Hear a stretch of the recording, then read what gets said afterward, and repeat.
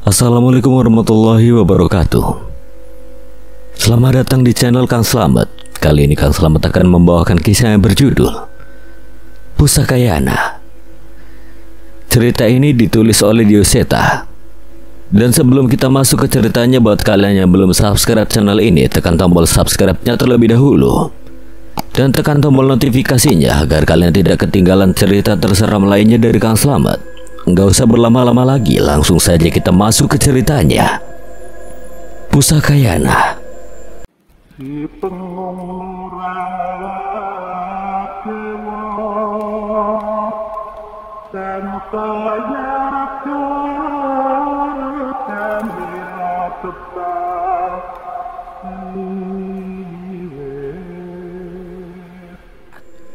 desa ini jauh dari mana-mana, Mas.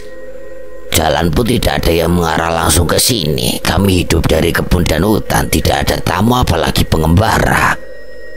Cahaya tercekat namun mencoba tersenyum. Ia tidak mungkin mengatakan bahwa dirinya berasal dari zaman yang berbeda. Saya sendiri juga bingung, Pak, kenapa bisa sampai di sini. Lelaki itu menghela napas, selalu meletakkan cangkul dan mendekat. Kalau mau mandi, sungai itu bersih. Kalau mau istirahat, mampir saja ke rumah saya. Tapi dengar baik-baik, Mas, jangan berada di desa ini saat malam tiba. Cahaya menegang. Suara pria itu terdengar lebih seperti peringatan daripada saran. Kenapa, Pak? Saya bisa tidur di mana saja. Lelaki itu menatap Cahaya dalam-dalam sebelum menjawab dengan suara lebih rendah. Desa ini sedang tidak aman, urusannya nyawa. Nyawa?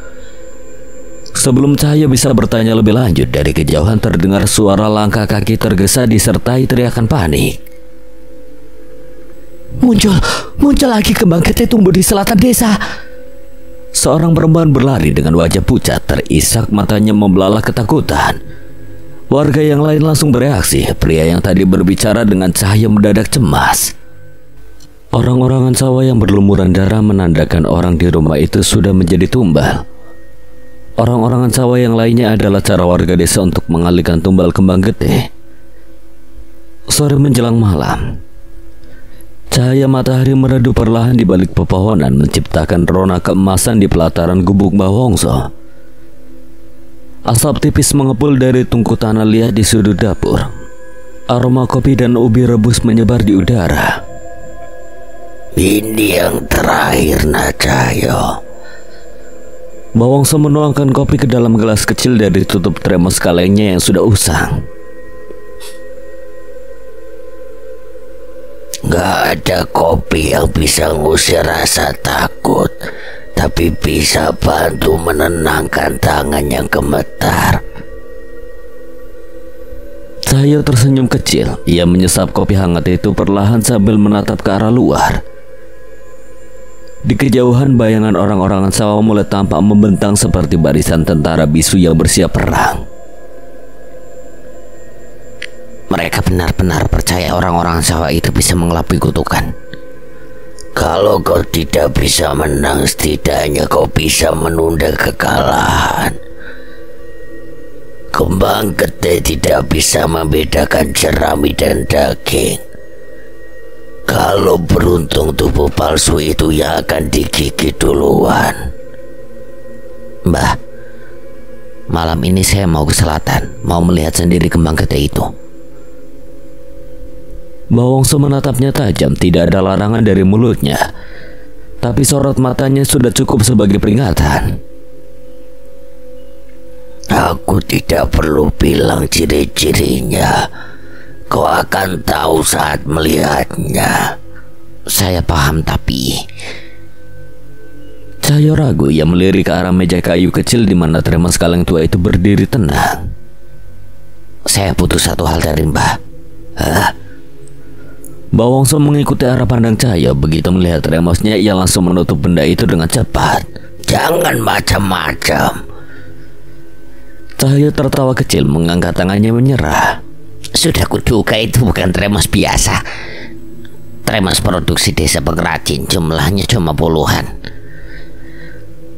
Saya pernah dengar, katanya benda itu bisa menyimpan aroma dan kenangan. Bawongso terkesiap, ia tidak menyangka Cahaya tahu. Cahaya benar-benar mengingat benda serupa dengan tremos kaleng itu. Itu adalah tremos yang dulu sering dibawakan ibunya kepada ayahnya ketika hendak berangkat kerja. Sudah, bawa kopimu pakai plastik saja. Cahaya tersenyum lalu beranjak dengan bekal kopi seadanya, meninggalkan gubuk yang kini mulai ditelan bayangan senja. Hutan di selatan desa sunyi, terlalu sunyi, bahkan suara jangkrik pun menghilang saat Cahaya mulai masuk lebih dalam. Obor di tangannya menari-nari ditiup angin. Cahaya kuning orange memantul di dedaunan lembab dan batang-batang pohon tua yang menjulang seperti tiang nisan raksasa. Tak ada satupun yang berani keluar malam itu. Orang-orang desa bersembunyi di balik rumah. Jerami orang-orangan sawah menjaga pekarangan mereka seperti penjaga spiritual, diam tapi waspada. Cahaya berjalan pelan, angin terasa dingin menusuk bukan hanya karena suhu, tapi karena sesuatu yang menyusup di baliknya. Semacam bisikan atau napas yang bukan miliknya. Aneh, langkahku sendiri terasa seperti bukan milikku. Ia menyusuri jalan setapak yang mulai ditelan akar dan lumut. Semakin ke dalam suasana semakin tak biasa. Dan di sanalah ia melihatnya, di antara semak-semak gelap dan batu lumut, sebuah bunga tumbuh. Besar sebesar kepala manusia dewasa. Kelopaknya putih, pucat namun berurat merah seperti darah segar. Di dasar kelopaknya embun hitam menggenang seperti tinta dari luka terbuka. Cahaya terpaku, napasnya tercekat, jantungnya berdetak kencang, tapi bukan karena bunga itu saja, melainkan karena siapa yang berdiri di sekelilingnya. Manusia-manusia, atau lebih tepatnya sisa-sisa manusia. Mereka berdiri dalam posisi tak lazim. Ada yang tergantung terbalik di cabang pohon, wajah pucat dan mata membelalak kosong. Ada yang melayang pelan, mengenakan pakaian compang-camping seperti petani desa, tapi kulitnya mengelupas seperti kertas terbakar. Dan ada pula yang berdiri diam di tanah, menghadap ke bunga seperti pemujaan yang mengerikan. Kemari. Sebuah suara parau dari sosok perempuan tua memanggil. Mari menyatu dengan kami. Cahaya mundur setapak, tapi mereka tidak bergerak. Hanya mulut mereka yang terus bicara seolah diikat oleh sesuatu. Mereka bukan makhluk bebas. Cahaya buru-buru mengangkat tangannya, melafalkan doa-doa dan ayat-ayat yang dia hafal. Suara lantang doanya memecah kesunyian hutan. Cahaya terus membaca, berkeringat, jantung berdentum. Para makhluk itu menggeliat, sebagian menjerit, sebagian meringis, tapi tidak satu pun yang pergi. Mereka tidak bisa, mereka terikat. Terikat oleh akar kembang itu. Dari bawah tanah Cahaya melihat akar-akar merah darah itu mencengkeram kaki dan tubuh mereka. Seolah mereka tidak lagi manusia, tapi bagian dari bunga itu sendiri. Cahaya masih berdiri beberapa langkah dari kembang getih. Bunga besar berkelopak darah yang berdenyut seperti daging hidup di sekitarnya. Makhluk-makhluk mati itu tetap diam, seolah sedang tidur sambil berdiri menunggu. Pelan-pelan Cahaya mengangkat kitab kecil yang ia bawa. Ia membaca beberapa doa pembakar, amalan pelindung, ayat-ayat menangkal. Namun tidak ada yang bereaksi, tidak ada gemuruh petir, tidak ada bunga yang layu. Bunga itu tetap berdiri angkuh. Ia mencoba mendekat hanya 2 langkah dan saat itu juga suara semak-semak merintih. Dari kegelapan tumbuh ular, awalnya 1, lalu 5, lalu puluhan keluar dari lubang, melilit batang, merayap cepat di tanah dan dahan. Mereka semua mengarah ke Cahyo. Astaga. Cahyo segera mundur. Mereka tak menyerang, hanya mendekat, mengintai. Mereka adalah penjaga, bukan pembunuh. Kecuali jika Cahyo melangkah salah. Dan benar saja saat ia mundur lebih jauh, Ular-ular itu ikut mundur. Mereka hanya mempertahankan teritori bunga itu. Tapi bukan Cahyo yang mereka incar, sasaran sesungguhnya masih warga desa. Cahyo masih mencoba mencerna situasi saat tiba-tiba suara mengerikan seperti tulang patah bersautan. Makhluk-makhluk di sekitar bunga itu mulai bergerak satu demi satu. Kepala mereka berputar 180 derajat. Kaki-kaki busuk mereka menyeret tanah, lalu mereka terangkat ke udara. Mereka mulai terbang. Sial, apa lagi nih? Cahyo menyambar obor dan berlari. Cahyo berlari menembus hutan, dedaunan memukul wajahnya. Tanah becek menghantam langkahnya. Di atas makhluk-makhluk itu melayang seperti kabut hitam berisi wajah-wajah mati. Mereka tertawa dalam keheningan. Tertawa seperti suara retakan kayu dibakar. Tak seorang pun warga yang menyadari semua pintu terkunci, semua lampu mati. Semua kecuali satu. Mbah Wongso membuka jendela, matanya tajam menatap ke langit. Tapi ia tidak berkata apa-apa, hanya mendesah lirih waktunya datang lagi. Makhluk-makhluk itu berhenti, melayang rendah di atas satu rumah. Rumah dengan dua orang-orangan sawah yang berdiri lesu di pekarangan. Cahyo langsung mengenalinya. Bangsat, mereka pilih rumah itu. Ia berlari mengetuk pintu keras-keras. Permisi, tolong buka cepat. Pintu terbuka, seorang gadis remaja dengan rambut dikepang berdiri memandangnya bingung. Iya mas, ada apa? Saya Cahyo, pengembara. Dengarkan saya baik-baik. Rumah ini, kalian sedang diincar kutukan kembang getih. Gadis itu tampak ragu. Ia menoleh ke dalam memanggil seseorang. Tak lama kemudian muncul seorang wanita bertubuh besar. Jalannya terpincang, sorot matanya ramah namun letih. Masuk saja mas. Saya Mbok Marpia, ini anak saya Warni. Duduk dulu, minum dulu. Maaf Mbok, ini penting. Saya habis melihat sendiri makhluk-makhluk itu, mereka sedang menuju ke sini. Saya harus memperingatkan kalian. Mbok Marpia dan Warni saling bertatapan. Mereka tidak mengerti, tidak bisa melihat apa yang dilihat Cahyo. Saya tahu ini gila, tapi percayalah, mereka di luar sana mengelilingi rumah ini. Satu rasa dingin merambat ke tulang belakang Cahyo. Ia berdiri cepat, membuka sedikit gorden dan mengintip keluar. Apa yang mas lihat? Tidak ada. Tiba-tiba suara melengking mengguncang ruangan. Warni jatuh tersungkur. Tubuhnya gemetar hebat. Ia menunjuk ke arah jendela. Itu apa? Setan, kenapa mereka kesini? Mata Cahyo melebar. Warni bisa melihat mereka. Entah bagaimana gadis itu terhubung. Mungkin karena usianya atau darahnya, atau sesuatu yang lebih tua dalam garis keturunannya. Di luar, makhluk-makhluk busuk itu berdiri diam mengelilingi rumah. Wajah mereka rusak, mata kosong, mulut mereka tersenyum. Dan mereka semua menatap ke dalam, ke arah Warni. Setan, kamu lihat apa, Nduk? Nggak ada apa-apa di luar. Mbok Marpia menggenggam tangan anaknya yang gemetar. Setan, Mbok, setan. Warni masih menunjuk ke arah jendela, matanya membelalak, tubuhnya bergetar hebat. Cahyo mendekat cepat. Ia menutup mata Warni dengan lembut, lalu membaca doa penenang dalam hati. Tangannya gemetar tak kalah. Tenang Warni, tenang dulu ya. Walau penglihatan gaib Warni tak tertutup, doa itu seperti selimut tipis dari badai ketakutan yang membombardir pikirannya. Aku mengerti sekarang.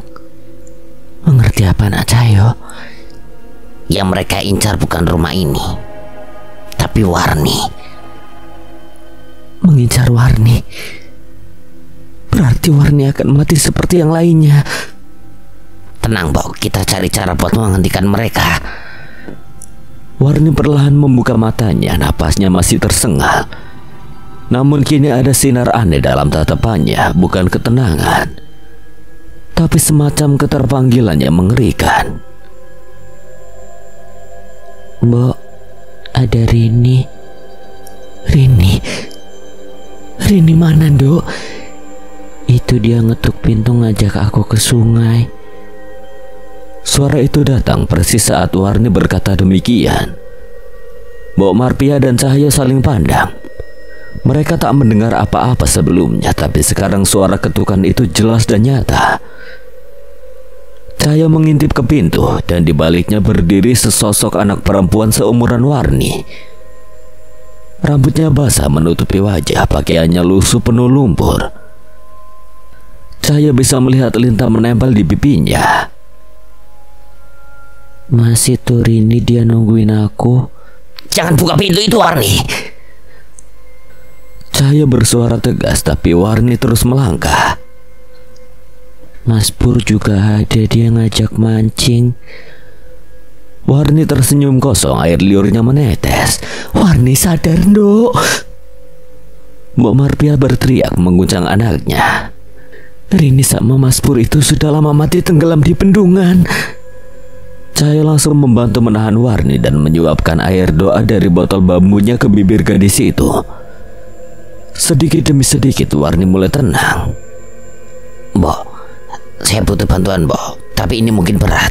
Apa, Nak? Cahaya membawa wanita tua itu ke dalam jendela. Saya akan membuka mata batin Mbok Marpia. Hanya sementara, jangan takut. Apapun yang dilihat tetap pegang tangan saya. Mbok Marpia sempat terlihat ragu, namun saat itu ia benar-benar khawatir dengan keadaan anak sematawayangnya itu. Ia menempelkan tangan di mata Mbok Marpia dan membaca mantra pelan. Nafas Mbok Marpia menahan gemetar. Siap ya, Mbok? Lihat keluar. Ya Gusti. Mbok Marpia terduduk lemas, mulutnya terbuka, matanya menatap tak percaya. Setan, mereka benar-benar ada. Di luar berdiri puluhan arwah.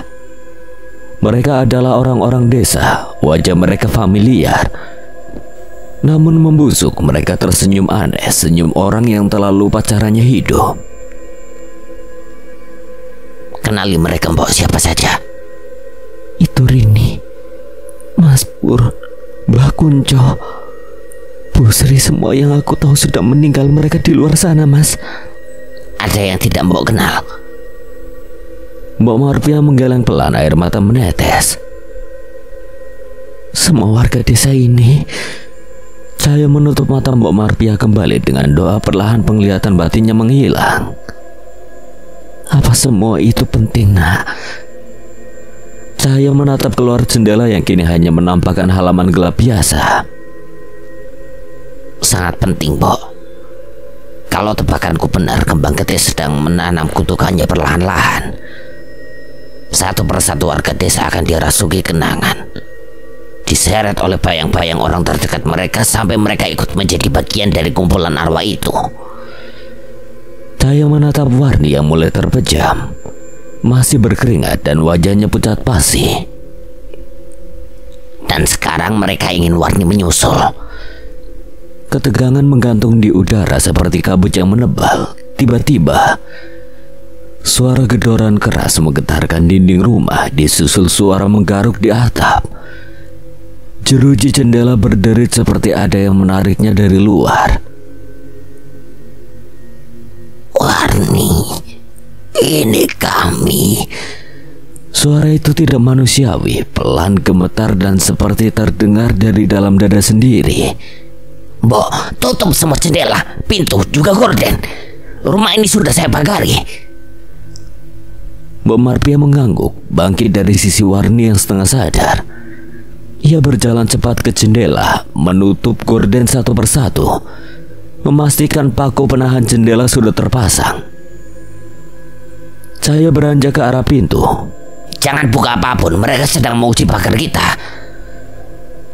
Tapi saat Cahaya berbalik, pintu rumah terbuka lebar. Mbok, apa yang kau lakukan? Cahaya berteriak sekuatnya, tapi Mbok Marpia hanya berdiri di depan pintu dengan senyum aneh. Matanya kosong. Cahaya lilin memantulkan bayangan wajahnya yang tidak lagi seperti seorang ibu, tapi seperti boneka tua yang telah kehilangan jiwa.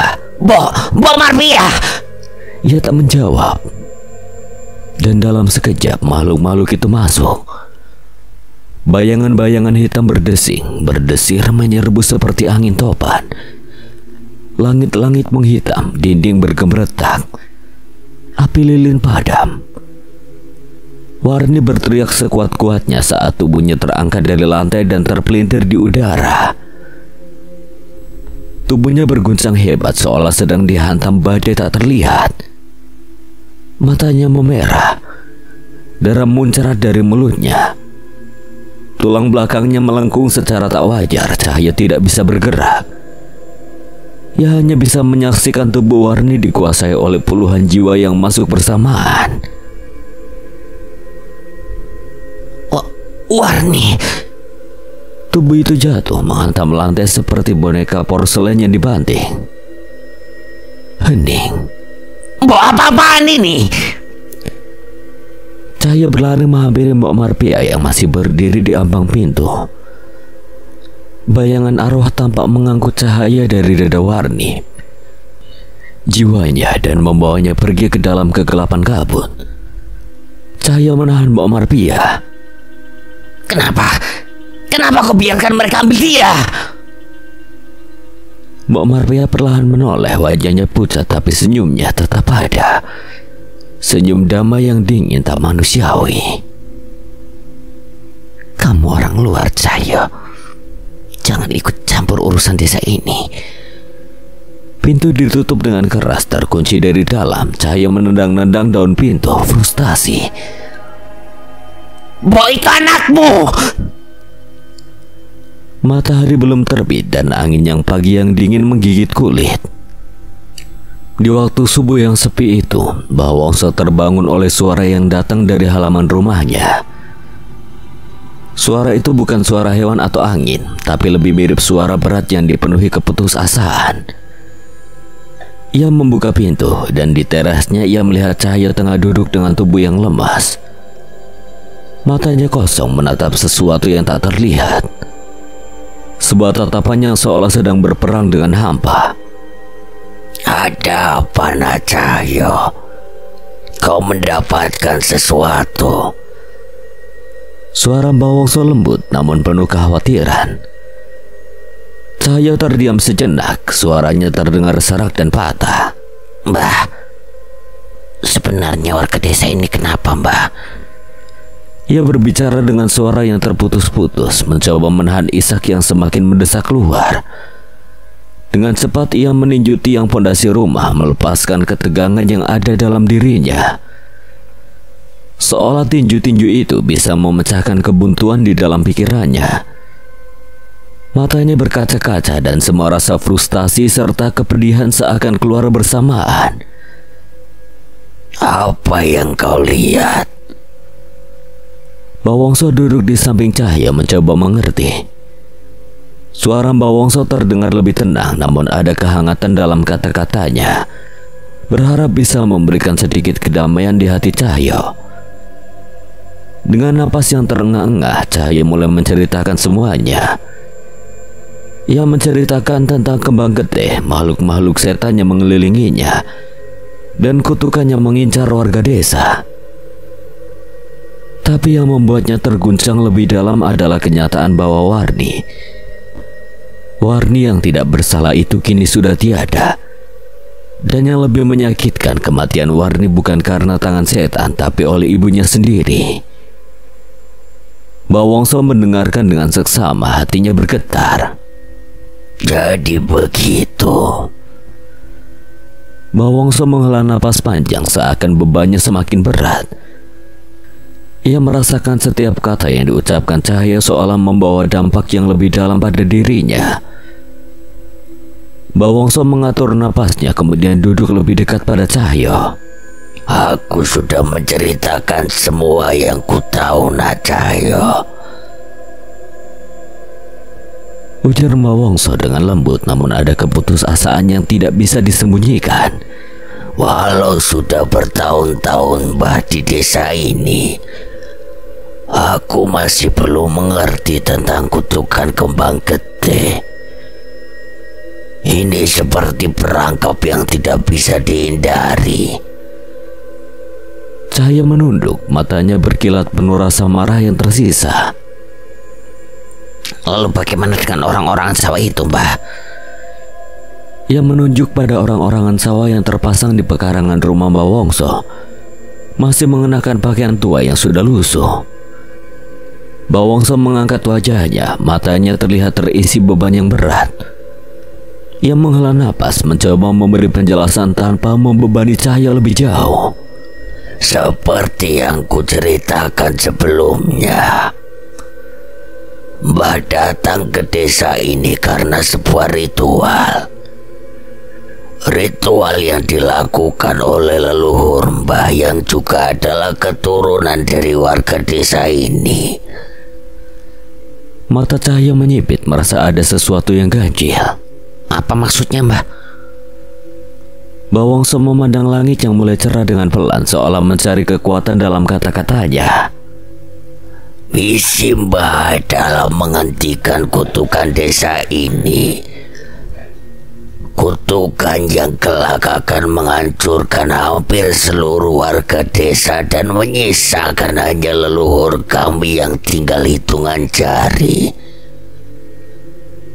Suasana menjadi lebih tegang. Cahaya semakin terhenyak. Mendengar setiap kata yang terucap, merasakan beratnya beban yang sudah lama dipikul oleh Mbah Wongso. Aku juga tidak mengerti banyak, nak. Tapi saat aku tiba di desa ini, mereka tengah mendapat petunjuk dari leluhur mereka untuk menangkal kembang gede. Mereka melakukannya dengan orang-orangan sawah itu.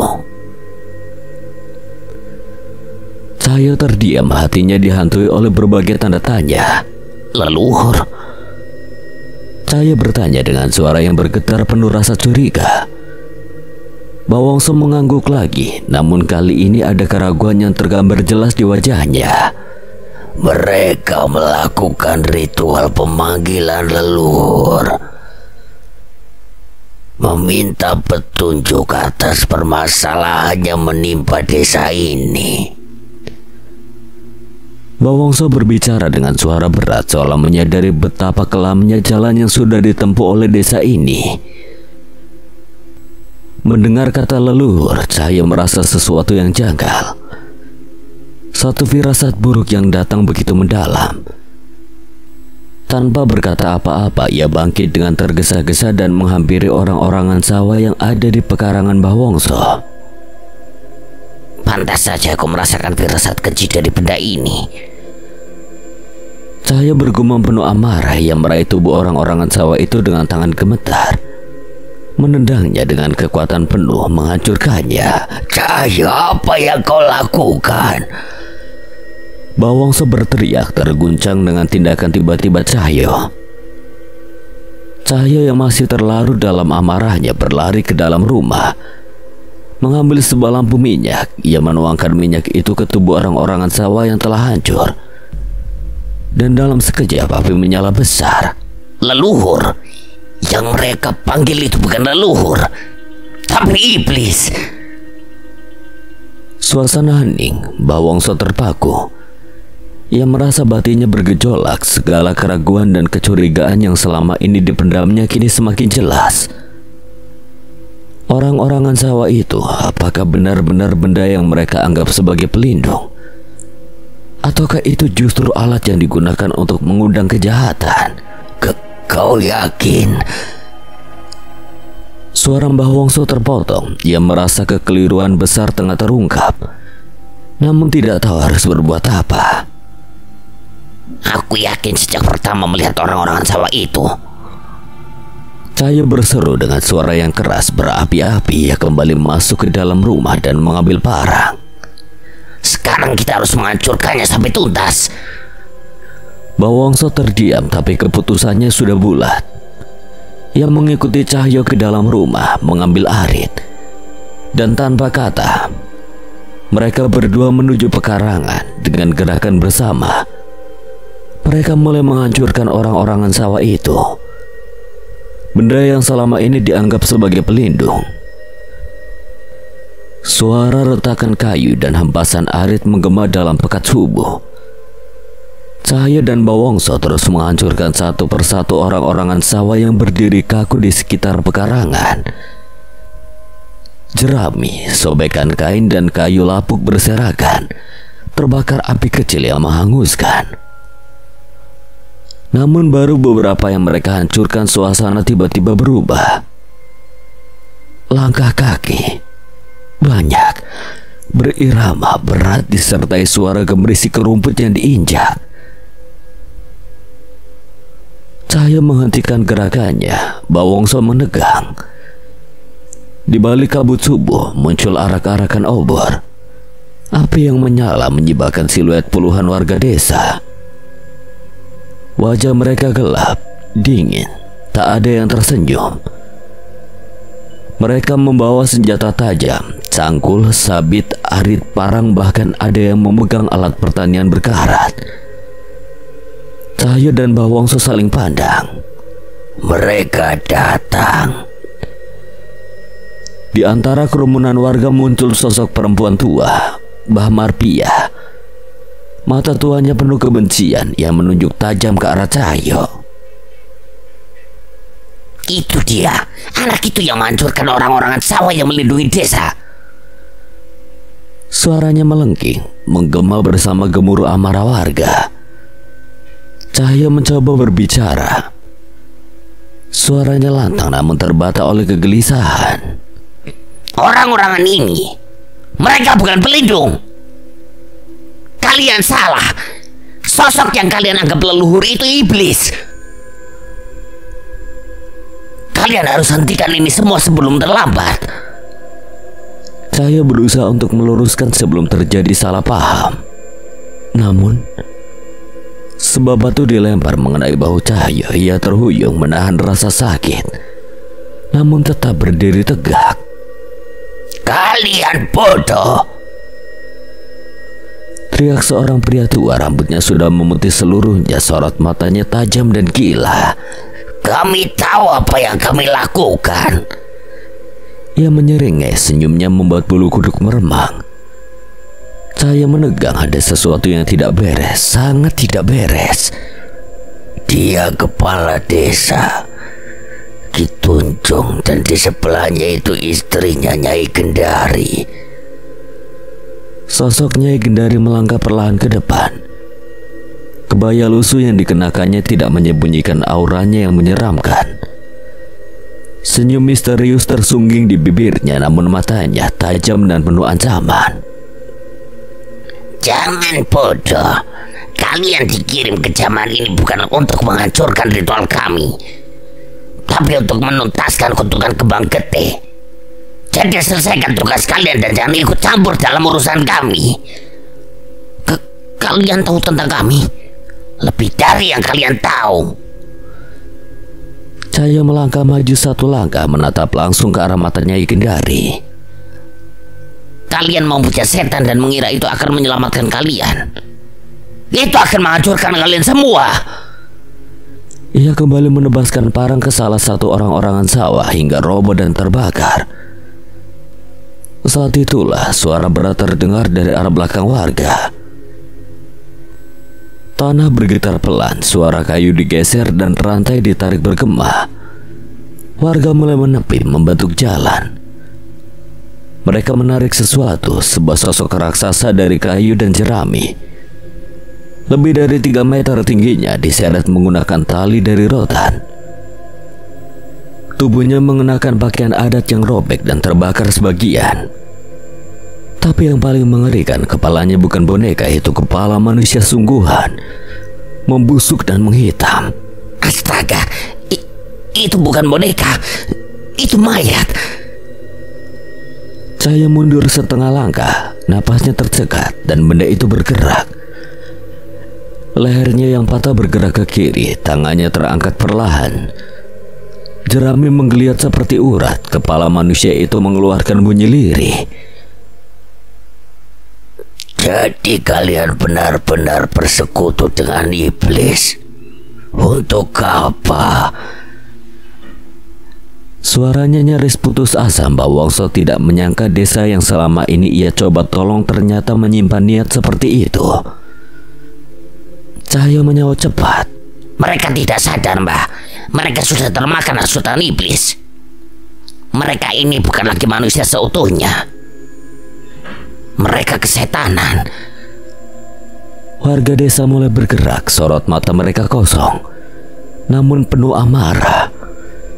Mulut-mulut mereka komat kamit, namun bukan doa, melainkan gumaman dalam bahasa aneh entah mantra atau kutukan. Jangan takut, Mbah.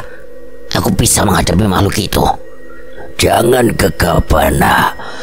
Mungkin kau bisa hadapi setan yang ada di hadapanmu, tapi kau tidak bisa melawan warga tanpa melukai mereka, kan? Mereka terlalu banyak, sekarang kita harus mundur.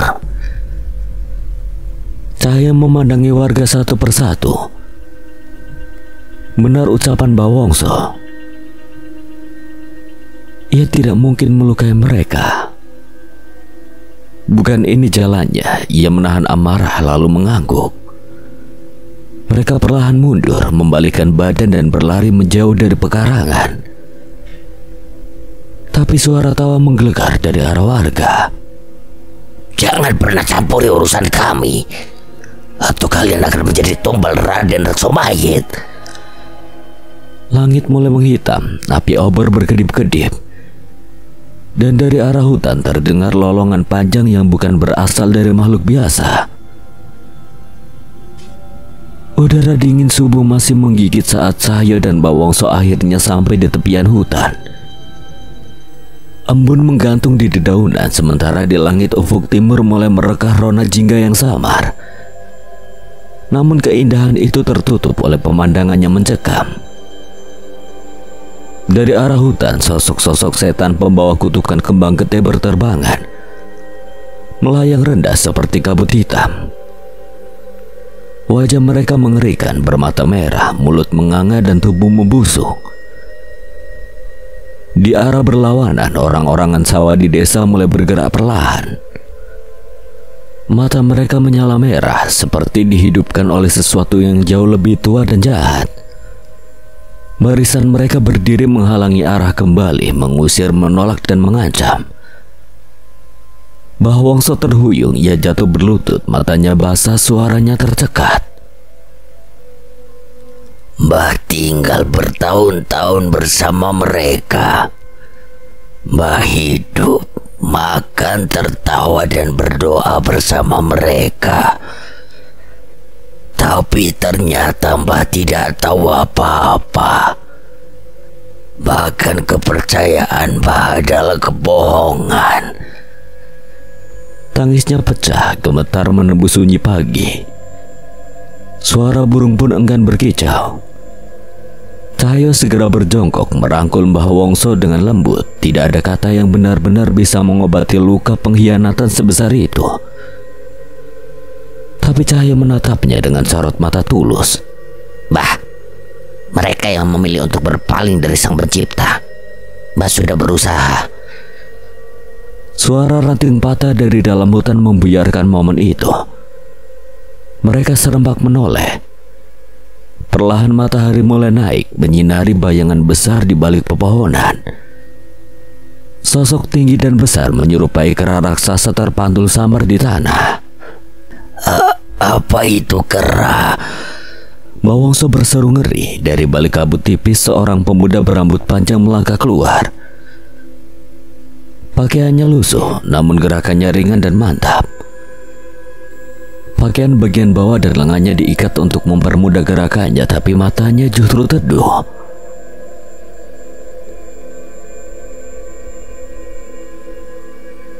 Jadi sekarang kau sudah tahu kebenarannya, Mbah. Siapa kamu? Aku orang yang kalian kejar tiap malam, pembakar orang-orangan sawah, penantang kepercayaan palsu itu. Mbah Wongso memucat. Ia teringat beberapa malam lalu. Warga berkali-kali memburu sosok tak dikenal yang menghancurkan orang-orangan sawah di ladang-ladang dan gagal. Kau yang melawan kutukan itu sendirian. Pemuda itu duduk santai di tanah, nyaris seperti sedang beristirahat di tengah ladang.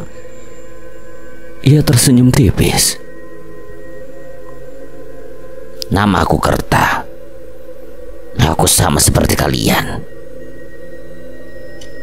Ia menunjukkan telapak tangannya. Di sana terlihat simbol mandala yang sama seperti milik Cahaya dan Bawongso. Cahaya dan Bawongso saling pandang. 3 orang yang dikirim ke zaman ini.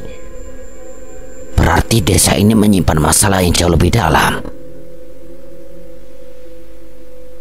Tapi setidaknya sekarang Bawongso tidak berjuang sendirian lagi.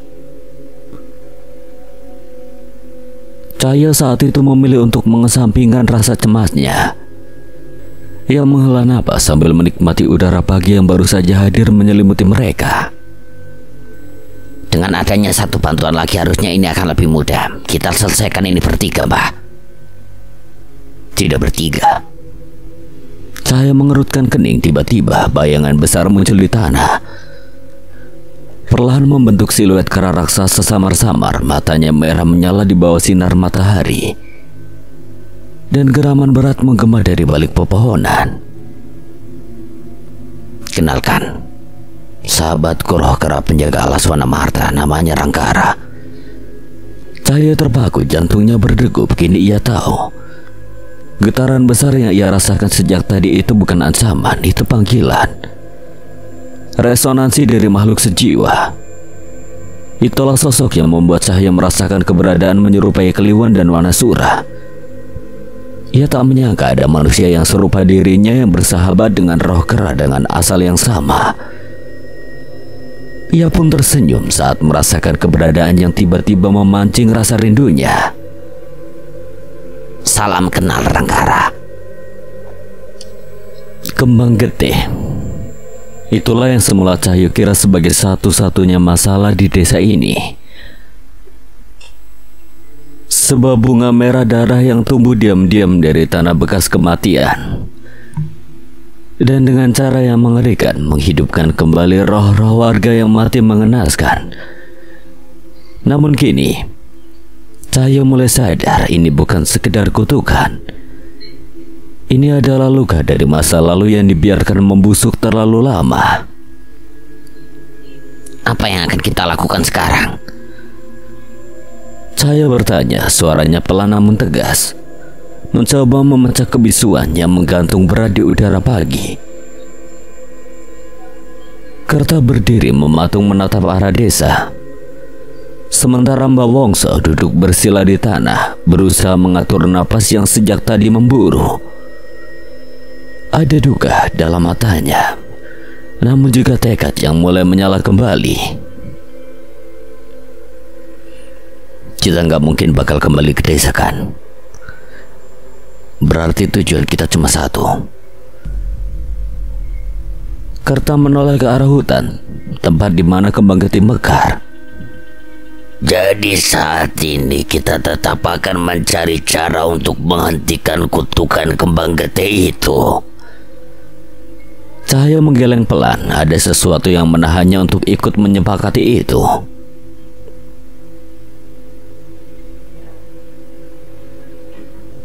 Yakin, Mbah, walaupun kutukannya dihentikan, aku nggak yakin mereka para warga itu akan benar-benar berhenti menyembah iblis serat dan rekso mayat itu.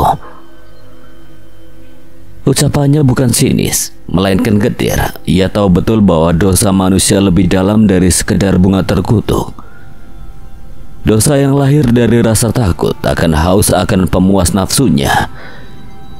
Bawongso terdiam lama, lalu mengangguk pasrah tapi mantap.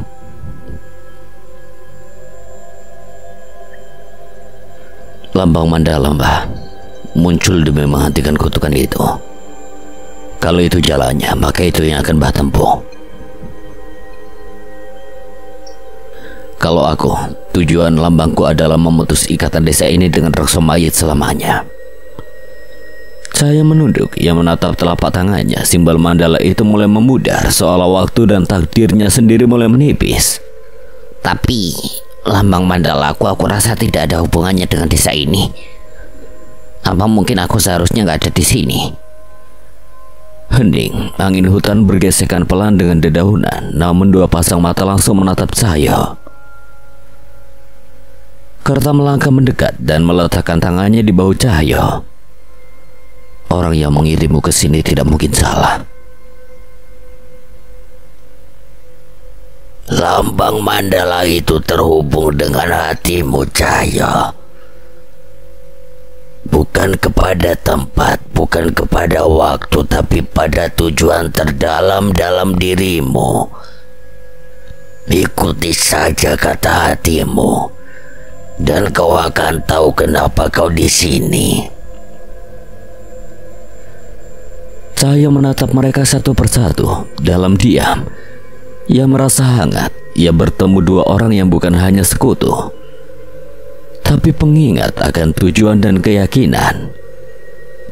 Mereka bertiga melanjutkan perjalanan masuk ke hutan, membiarkan kata-kata tadi tetap menggema di dalam hati. Di zamanku ada makhluk bernama Triamukakala. Ia belum bangkit. Tapi jika itu terjadi, ratusan mungkin ribuan nyawa akan hilang. Aku dan sahabatku dikirim ke berbagai zaman untuk mencari sesuatu. Kekuatan, petunjuk, apapun yang bisa membantu kami mengalahkan salah satu wajahnya. Zamanmu seperti dunia para dewa, ya nak? Bukan, Mbah. Dunia kami sama rusaknya, sama gelapnya. Triamukakala lahir dari dosa-dosa besar masa lalu, sama seperti Raksomaya di sini. Kerta hanya mengangguk, ada pemahaman dalam sorot matanya. Cahyo lalu menoleh ke arah Kerta, lalu menatap samar ke arah sosok yang berdiam di balik tubuhnya. Aku juga punya sahabat sepertimu, Roh Kera. Dua bersaudara seperti Rangkara. Mereka berasal dari tempat yang sama. Mata Kerta membelalak. Tunggu, kau juga ngerawat demit ketek di badanmu? Suara dalam tubuh Kerta menggema. Rangkara menampakkan reaksi. Hati-hati, Rangkara nggak terima dibilang demit ketek. Lah emangnya bukan? Kerta ikut tertawa. Bahkan Rangkara mengeluarkan suara tawa berat dari dalam dirinya. Untuk sesaat mereka bertiga tertawa lepas. Namun kebahagiaan itu tidak berlangsung lama. Cahyo tiba-tiba terdiam. Matanya menunduk. Tapi waktu di zamanku berhenti, dan kalau aku terlambat, Wanasura bisa tidak selamat. Suasana berubah drastis. Rangkara menggeram keras. Bukan karena marah, tapi karena gelisah. Siapa nama yang kau sebut tadi? Rangkara gelisah waktu dengar itu. Bawangsa merapatkan duduknya. Ia bisa merasakan getaran gaib dari tubuh Kerta yang terguncang. Jadi benar dia mengenalnya. Mereka berdua, Wanasura dan Wanasutra, adalah sahabatku. Mendadak cahaya kehitaman keluar dari tubuh Kerta. Sosok besar itu akhirnya muncul secara utuh di hadapan Cahyo. Rangkara, seekor kera raksasa dengan kulit legam, tubuh penuh bekas luka dan hiasan emas di leher serta lengannya. Gagah, kuno, dan tampak seperti makhluk yang telah menyaksikan ribuan tahun perang. Kerta mendekat pelan. Cahyo, kau tahu siapa mereka? Wanasura dan Wanasudra bukan sekedar roh. Mereka adalah panglima kera dari alas Wanamarta, pahlawan agung dari masa perang Sukmaloka. Waktu bahkan tidak bisa melupakan nama mereka. Cahyo terpaku, jantungnya berdetak cepat. Ia tidak pernah tahu bahwa mereka sahabat-sahabatnya adalah pahlawan bagi kaumnya. Pahlawan? Cahyo tak menyangka tentang seberapa besar nama Wanasura dan Wanasudra di antara kaumnya. Namun reaksi Rangkara memastikan hal itu bukan omong kosong belaka. Ingatlah nama Rangkara, Cahyo. Kerta memberikan beberapa 5 helai bulu yang ia ambil dari tubuh Rangkara. jika kalian dalam bahaya, bakarlah sehelai bulu ini dan panggil namanya. Sebuah kehormatan bagi Rangkara untuk bisa membantu Panglima Kera Alaswana Marta dan sahabatnya. Cahyo menerima bulu Rangkara dan menatap sosok yang tersenyum ramah walau dengan tubuhnya yang terlihat begitu gagah dan cukup mengerikan. Terima kasih Rangkara. Sepertinya aku harus mendengar banyak cerita tentang Wanasura dan Wanasutra darimu. Pagi itu kembang gede tampak berbeda, embun masih menggantung di ujung-ujung daunnya. Dan sinar matahari pagi menyelinap di antara celah pepohonan, memantulkan kilau kemerahan dari kelopak tanaman terkutuk itu. Keindahan yang semu karena di atasnya roh-roh gentayangan melayang-layang dengan wajah hampa, bagai layang-layang tanpa benang. Cahyo menghentikan langkahnya, napasnya tercekat. Itu roh warni, ucapnya lirih. Suasana terdengar lebih seperti gumaman yang tertelan udara. Mata Cahyo tak lepas dari sosok samar seorang anak perempuan terombang-ambing di antara dimensi, tertambat oleh kutukan. Kerta melirik sejenak ke arah Cahyo. Kalau begitu kita jadikan Warni korban terakhir dari kutukan ini. Tak ada jawaban, hanya anggukan dan sorot mata Cahyo yang mengeras. Mereka mencoba mendekat, tapi seperti malam-malam sebelumnya, roh-roh itu bergerak agresif, melayang rendah, berputar dan menggertak seperti pasukan penjaga yang tidak ingin wilayahnya diganggu. Namun kali ini berbeda. Kerta maju ke depan, dan dari dalam tubuhnya terdengar geraman berat. Rangkara. Roh kera raksasa itu memperlihatkan sebagian wujudnya. Hanya mata merah dan bayangan-bayangan kabut hitam besar yang memancar dari tubuh Kerta. Namun cukup untuk membuat para roh gentayangan menggigil dan menjauh.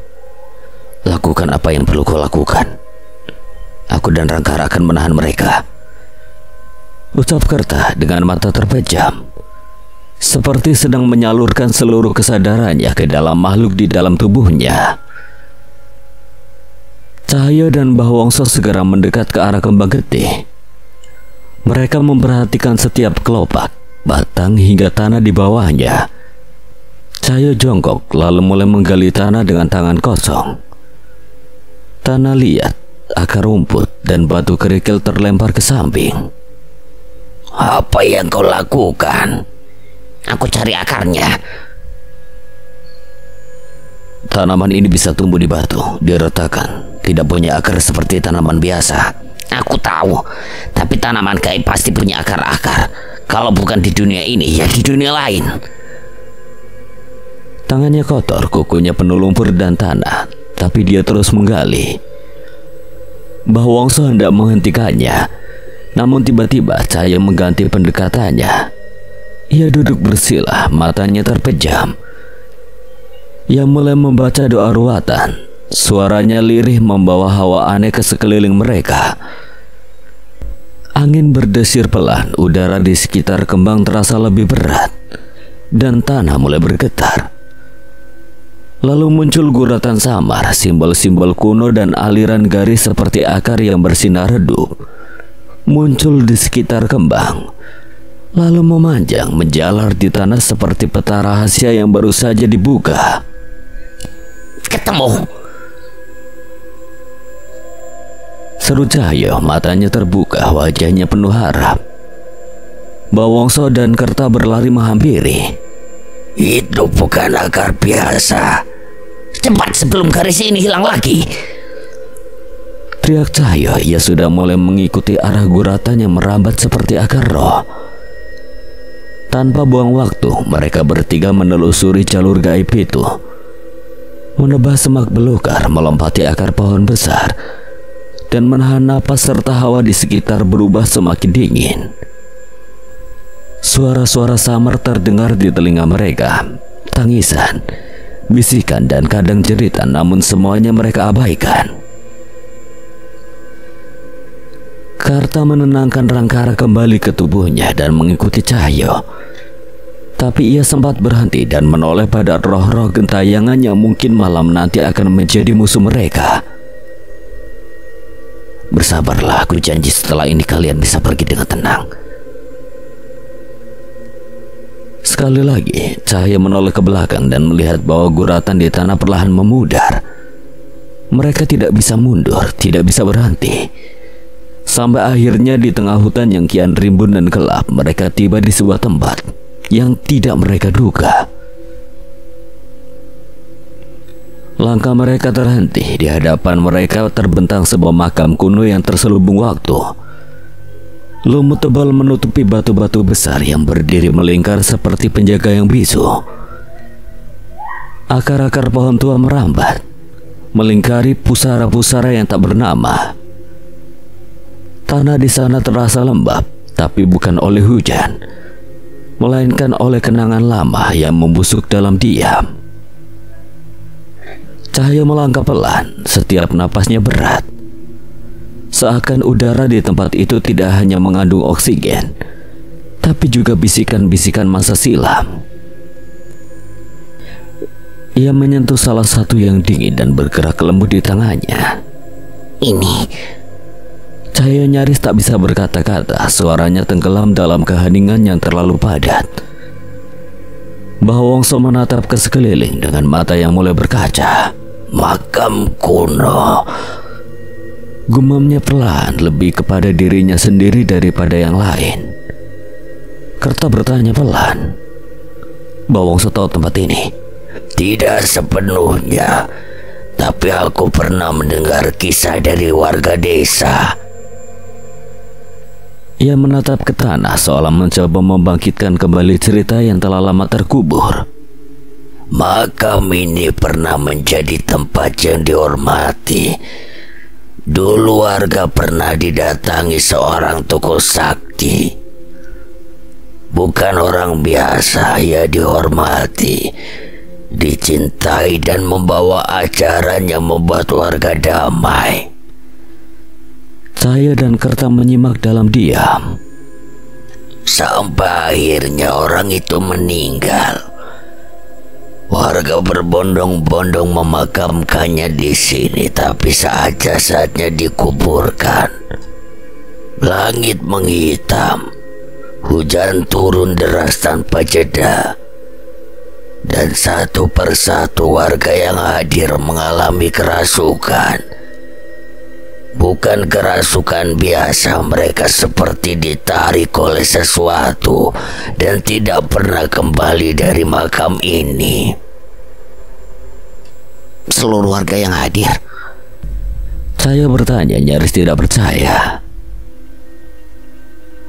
Ya, dan sejak saat itu, siapapun warga desa yang masuk ke sini, mereka akan mengalami nasib serupa, kerasukan dan tragis. Saya dan Karta saling bertatapan. Di desa yang penuh rahasia ini ternyata masih ada lapisan cerita yang belum mereka gali. Ini bukan hanya tentang kutukan kembang getih, tapi tentang luka spiritual yang belum sembuh. Tapi kita ada di sini dan tidak terjadi apa-apa. Berarti hanya warga desa yang bisa mengalami itu. Tampaknya begitu, tapi alasannya masih misteri. Tiba-tiba angin bertiup pelan, tapi terasa seperti menyusup ke tulang. Daun-daun bergoyang tanpa arah. Dan dari arah makam, suara muncul, bukan bergaung, melainkan menyatu dengan desir angin. Itu karena mereka telah membunuh Kanjeng Datuk, manusia berhati mulia yang datang untuk menyelamatkan mereka. Mereka bertiga terdiam. Perlahan sebuah sosok roh muncul di antara pusara. Seorang pria tua dengan pakaian lusuh seperti petani. Tangannya membawa sabit kecil seolah sedang berkebun. Namun sebelum mereka bisa mendekat, sosok itu memudar, menghilang seperti asap. Cahaya melangkah maju, tapi suara lain muncul lagi. Kali ini suara perempuan lembut tenang namun mengandung kesedihan mendalam. Kanjeng Datuk memilih tinggal bersama mereka Ia ingin menunjukkan bahwa cahaya bisa tumbuh dari kegelapan. Tiba-tiba sosok perempuan muncul di sudut makam. Ia menebar benih ke tanah. Gerakannya lambat dan anggun. Rambutnya panjang, wajahnya samar, tapi sebelum Cahyo sempat memanggilnya, ia pun lenyap, seolah hanya fata morgana. Lalu suara lain muncul dari berbagai arah, tidak berasal dari satu roh, tapi dari banyak. Dia telah tenang, namun kami tidak akan membiarkan mereka mengotori makamnya atau makam leluhur kami yang tetap berjalan di jalan yang lurus.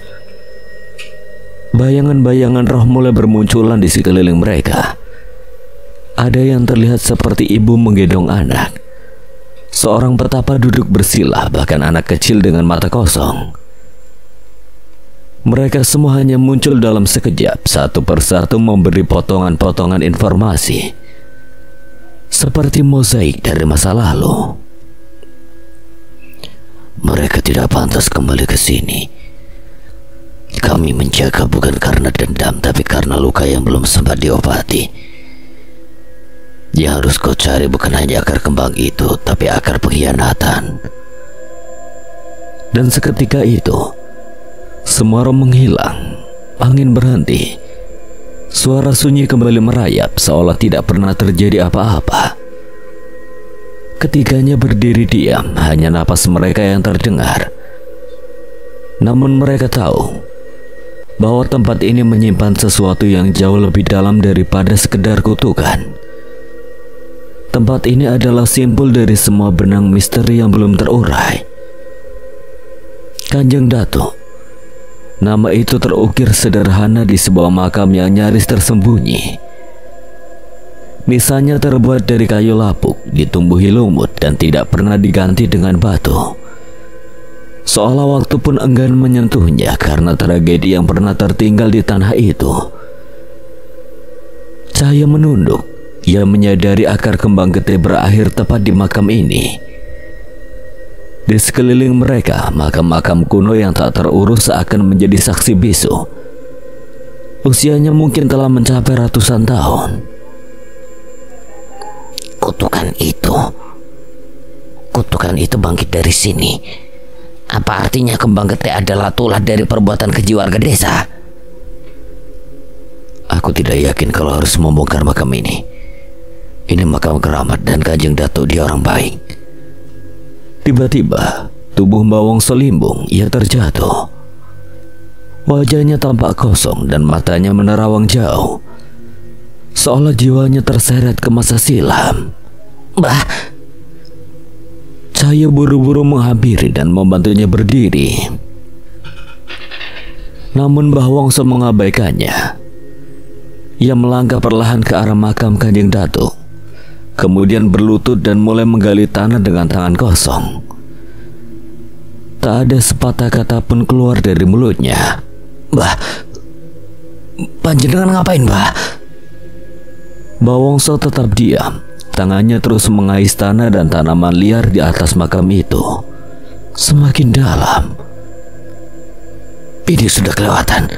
Psst, kita lihat dulu. Tak tahan melihat Mbah Wongso menggali sendirian, Cahyo akhirnya membantu, dan meski awalnya menolak, Kerta pun akhirnya ikut menggali bersama mereka. Dosanya ditanggung bareng loh. Menjelang siang mereka berdiri. Tanah sudah tergali cukup dalam dan seperti yang mereka duga, hanya tersisa tulang belulang yang hampir terurai habis.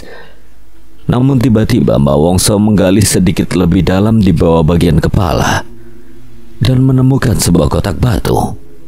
Itu apa, Mbah? Tak ada jawaban. Mbak Wongso tampak tenggelam dalam kesadaran yang lain. Ia menanggalkan bajunya, membersihkan tubuh dengan kain itu, lalu membuka kotak batu tersebut. Di dalamnya terdapat beberapa helai kain putih. Ia mengenakannya sebagai pakaian baru, bahkan melilitkannya di kepala. Setelah semuanya selesai, barulah ia menatap Cahyo dan Kertas satu persatu. Malam itu, aku dan 10 warga desa membulatkan tekad untuk menghancurkan tempat pemujaan Raden Reksomayit. Usahaku berhasil mencerahkan sebagian warga hingga Raden Reksomayit tidak lagi menguasai desa. Warga desa sudah terlalu jauh. Perbuatan mereka bukan hanya sesat, tapi bisa melahirkan kegelapan yang lebih pekat. Kami harus membersihkan semuanya. Cahaya dan Kerta terdiam mendengarkan.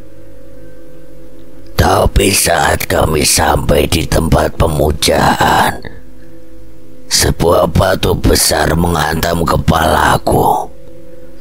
Warga yang tadinya sepakat ternyata menjebakku. Mereka membunuhku. Mbah, ini tentang Kanjeng Datuk. Bawongso tersenyum tipis dan mengangguk. Apa sekarang Kanjeng Datuk tengah merasuki Mbah? Kerta sedikit takut, ia menggeleng. Perlahan ia melangkah melewati mereka berdua, lalu berhenti dengan suara tenang namun penuh makna. Ia berkata, "Akulah Kanjeng Datuk." Cahaya terpaku, ia menoleh ke tulang belulang yang baru saja mereka gali. Tapi, bukankah itu jasad Kanjeng Datuk? Bawongso menatap langit yang tertutup pepohonan. Cahaya tipis matahari menyelinap di antaranya, menyoroti wajahnya yang kini terlihat lebih muda, lebih damai. Entahlah bagaimana menyebutnya. Titisan, reinkarnasi, aku tidak tahu, tapi akulah dia. Jadi begitu. Kamu mengerti maksud Bawongso? Enggak. Asem, gayamu kayak udah paham aja. Yang penting sekarang kita tahu Mbak Wongso adalah Kanjeng Datuk dan Kanjeng Datuk adalah Mbak Wongso. Mereka tertawa kecil dalam kebingungan dan ketegangan yang belum sepenuhnya reda. Mbak Wongso hanya tersenyum. Senyum seseorang yang akhirnya kembali menemukan dirinya yang hilang sejak lama. Tugasku sebagai Mbak Wongso sudah selesai. Suara itu terdengar tenang, namun mengandung kelegaan yang dalam. Mbak Wongso berdiri tegak di tengah makam kuno. Sinar mentari sore menyusup lewat sela-sela pohon, seolah memberinya restu dari langit. Ternyata aku harus menuntaskan kutukan kembang gede agar bisa menemukan makam ini dan mengembalikan ingatanku sebagai Kanjeng Datuk. Cahaya melangkah mendekat masih terpana. Artinya kutukannya sudah berakhir. Mbah Wongso tidak menjawab dengan kata-kata. Ia hanya mengangkat satu tangannya menunjuk ke arah semak belukar di mana bunga berdarah itu pernah tumbuh. Angin berhembus, selembar kelopak merah muncul dari kegelapan, lalu melayang perlahan ke udara. Cahaya dan Karta menyaksikan tak berkedip saat bunga itu kembang gede, menari di udara lalu mendarat tenang di telapak tangan Mbah Wongso. Saat itu juga, warna merah darahnya memudar, kelopak yang tadinya bernadi pekat berubah menjadi putih bersih, seolah dicuci oleh cahaya langit. Sekarang sudah berakhir, ucap Mbah Wongso lirih, namun ketenangan itu belum sepenuhnya turun.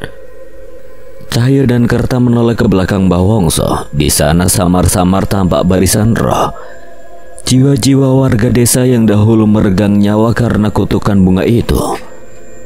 Mereka berdiri diam di antara pepohonan dan batu menir, seperti menunggu sesuatu. Namanya bukan kembang gede, asalnya kembang sukma. Ia tercipta untuk masuk ke dalam mimpi warga desa dan membimbing mereka kembali ke jalan yang benar. Tapi api. Tiap warga yang menerima pencerahan dari Kembang Sukma justru dibunuh.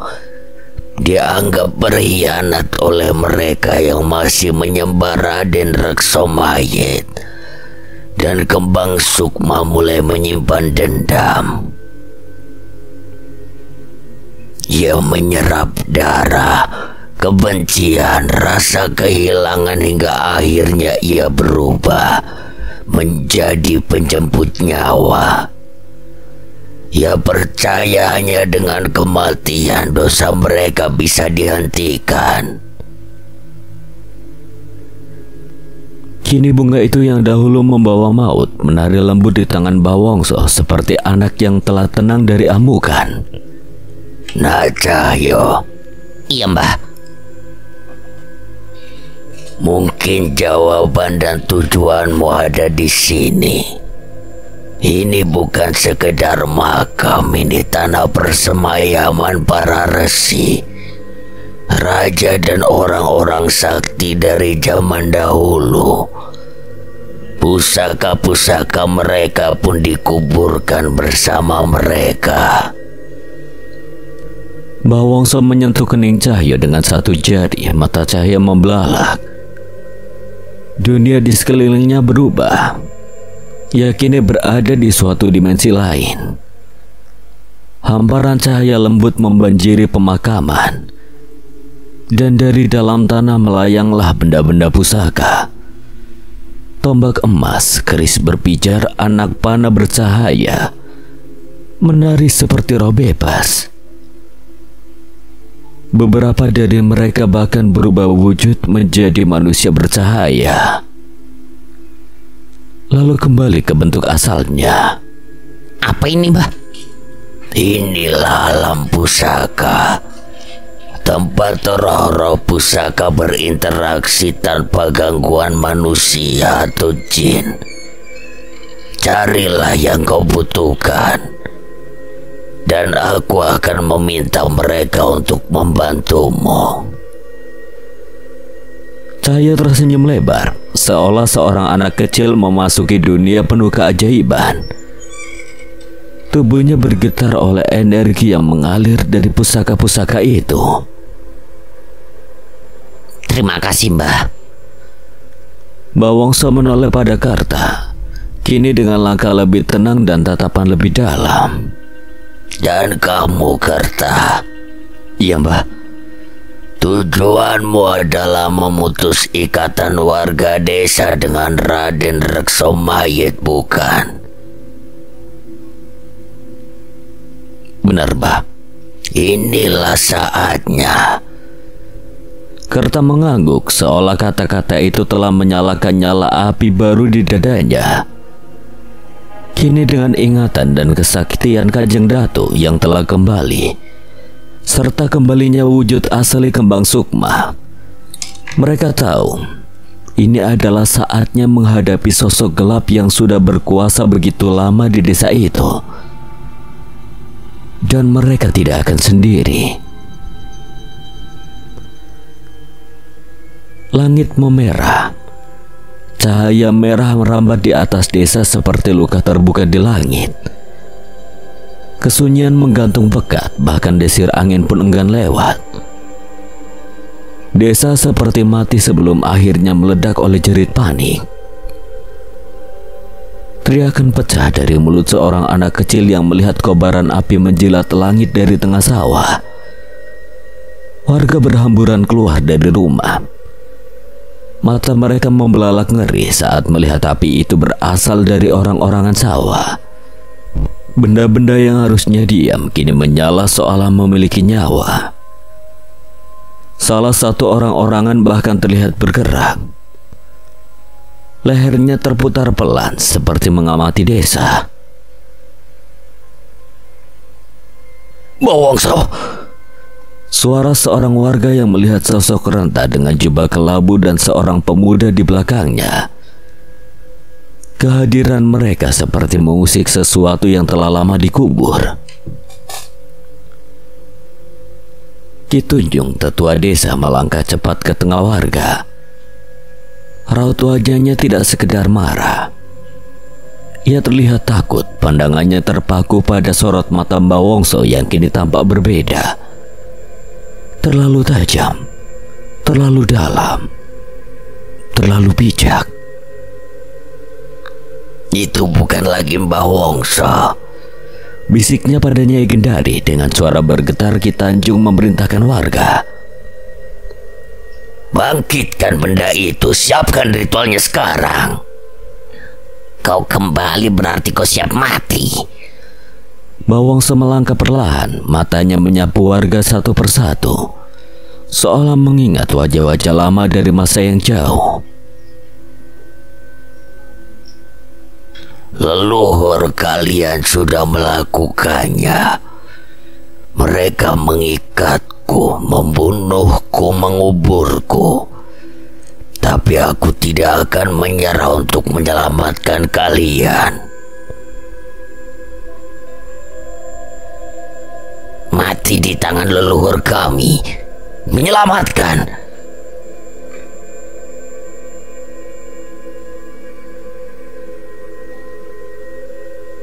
Ikat kepala itu, Kanjeng Datu, rupanya itu kau. Semua kepala menoleh. Mbok Marpia, wanita sepuh itu, tiba-tiba berdiri di tengah kerumunan. Kanjeng Datu. Wajah Ki Tunjung dan Nyai Gendari berubah pucat, bibir mereka gemetar. Sudah, kita habisi saja mereka berdua. Jangan beri mereka kesempatan membawa kutukan ke desa ini lagi. Teriak seorang pemuda yang maju sambil mengangkat parang. Tapi sebelum dia menyentuh Mbah Wongso, Kerta berdiri di depannya, matanya berubah menjadi hitam sepenuhnya. Dari tenggorokannya keluar suara yang bukan miliknya.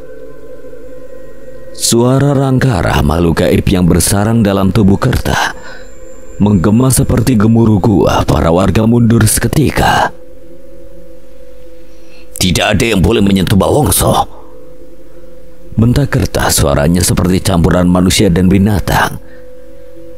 Namun warga tidak gentar. Mereka telah menyiapkan sesuatu yang jauh lebih jahat. Di tengah lapangan desa, orang-orangan sawah terbesar di bawah. Sosoknya menjulang 3 meter, tubuhnya terbuat dari jerami hitam, tulang-tulang binatang, dan topeng dari kulit manusia yang mengering. Dengan komando Ki Tunjung, warga menggores telapak tangan mereka.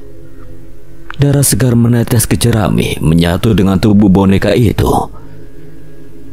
Nyai Gendari melantunkan mantra dalam bahasa kuno. Udara terasa lebih berat, bau besi dan daging busuk memenuhi udara. Kiai Samparangin, pengikut sejati Raden Resomayit. Terima darah kami, bangkitlah, musnahkan yang menentang tuanmu. Sampai sekarang pun sesembahan kalian masih takut menampakkan wujudnya. Diam, kau tidak pantas menghadapi Raden Resomayit. Kiai Samparangin cukup untuk memenggal lehermu. Jerami itu mulai bergerak, jeritan terdengar dari dalam tubuhnya. Mata di topengnya menyala merah darah. Lalu ia terangkat melayang.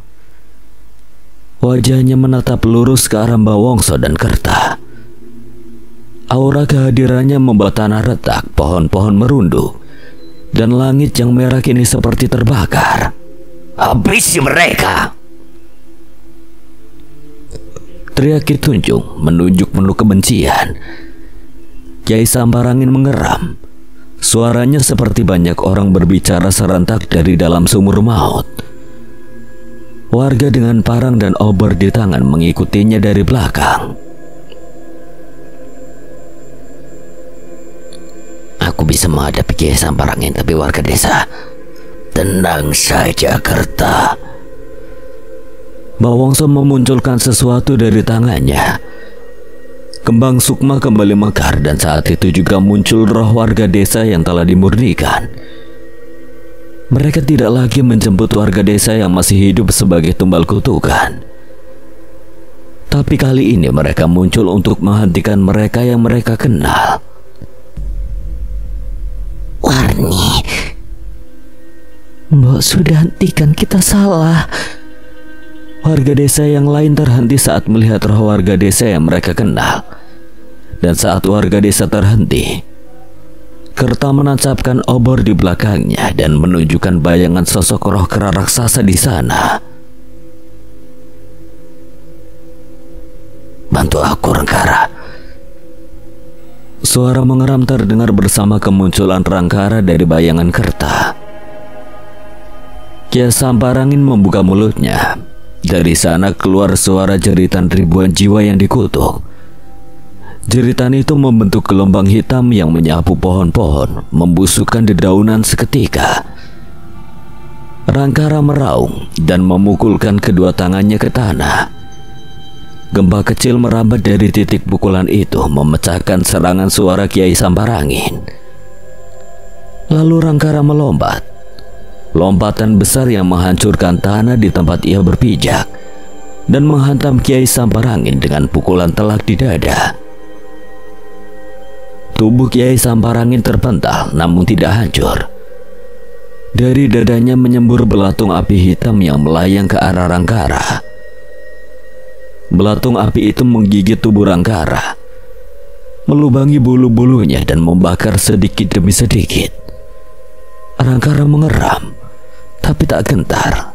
Ia mencabut sebatang pohon besar lalu menyulapnya menjadi tongkat dan menyabet Kiai Samparangin. Sabetan itu memecahkan bagian bahu jerami Kiai Samparangin, membuat sebagian tubuhnya hancur dan terurai. Namun Kiai Samparangin merapal mantra. Lidahnya menyentuh tanah lalu melukis simbol di udara dengan darah warga yang ia serap. Dari simbol itu muncul tangan-tangan roh terkutuk yang menjulur dari dalam tanah, mencoba menarik kaki Rangkara masuk ke dalam tanah. Rangkara meraung, menjejakkan kaki kuat-kuat, lalu memanggil kekuatan alam yang dekat dengannya.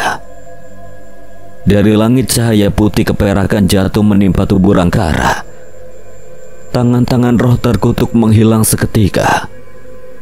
Tubuh Rangkara membesar 2 kali lipat. Matanya memancarkan cahaya biru suci. Ia mengangkat lengannya lalu menghantam tanah. Dari dalam tanah akar-akar misterius muncul, membelit tubuh Kiai Samparangin, melilitnya dari kaki sampai ke tenggorokan. Kiai Samparangin berusaha untuk melawan. Kekuatan hitamnya perlahan mulai kembali terhimpun. Tapi Kerta maju, membawa obor yang menyala. Api pada obor itu sudah disucikan oleh Mbah Wongso, api yang pernah hampir menyelamatkan desa ini dari Raden Reksomayit. Ia pun melesat dan berteriak lantang. Kau bukan makhluk hebat, hanya sisa kebencian yang dipelihara.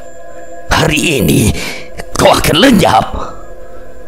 Obor itu dilempar tepat ke dada Kiai Samparangin. Api menyala. Api itu tak biasa. Api dari roh-roh yang telah sadar, dari luka yang telah dimaafkan. Dan perlahan tubuh Kiai Samparangin terbakar. Ia menjerit, tubuhnya runtuh. Jerami gosong berserakan. Tanah memulihkan warna. Dari langit hujan ringan turun. Api padam, aroma tanah basah menggantikan bau kematian. Alih-alih menyerah, Ki Tunjung dan Nyai Gendari justru berlutut berhadapan di tengah lingkaran jerami yang dibentuk menyerupai tubuh manusia. Mata mereka memancarkan niat yang nyaris gila. Di tangan Nyai Gendari, api kecil menyala dari dupa lalu menyalakan jerami-jerami itu satu persatu. Asap mengepul pekat dan menyengat, menari naik ke langit malam. Jerami itu tidak terbakar biasa. Api yang menjilatinya menghitam dan menggumpal seperti asap darah. Mereka mulai melantunkan mantra kuno, bahasa yang terdengar seperti gumaman orang mati yang dicabut dari liang lahat. Angin di sekitar mereka mulai berputar pelan. Lalu makin kencang, warga desa yang tadi ragu dan ketakutan kini berdiri di sekitar mereka dengan obor dan pandangan penuh keyakinan tak berdasar. Ki Tunjung menengadah ke langit gelap, suaranya menggema bersama kabut. Raden, kini saja kembali. Kiai Samparangin tidak mampu lagi menjaga kami. Tunjukkanlah kekuatanmu. Lindungi kami seperti dahulu. Sementara Nyai Gendari menapal mantra dengan suara tinggi. Tubuhnya berguncang seperti kerasukan. Kerta melangkah maju, wajahnya tegang. Kalian, apa yang kalian lakukan? Raden Reksomayit bukan pelindung. Dia hanya memperalat kalian demi kekuatan gaibnya. Kau tahu apa? Ia menyuburkan tanah kami, memberikan kelahiran yang sehat, melindungi kami dari bencana dan orang asing seperti kalian. Jangan so tahu. Benar, Raden Reksomayit menjaga kami dari bahaya luar. Desa ini damai karenanya. Damai dengan menumbalkan nyawa sesama kalian sendiri. Namun mereka tidak menggubrisnya. Salah satu warga malah berkata dengan mata kosong, mereka tidak mati. Mereka hidup bersama Raden, abadi di pelukannya. Tiba-tiba suara menggema memotong percakapan mereka. Tidak, kami ini tumbal. Teriak roh warni muncul bersama kabut putih dari balik pohon. Suaranya pecah tapi penuh dendam. Jika bukan karena tertarik oleh kembang getih, kami sudah dilahap setan itu. Tapi warga desa seakan tuli. Mata mereka terpatri ke langit, ke pusaran asap hitam yang kini mengembang seperti topan. Petir menyambar sekali menyinari sosok yang mulai turun dari asap. Tinggi, mengenakan pakaian bangsawan kuno. Tubuhnya terselubung kabut kelam, hanya mata merah menyala yang tampak jelas dari wajah yang terselimuti bayangan. Raden Reksomayit telah bangkit. Warga desa berlutut serentak. Suara isakan campur kekaguman terdengar.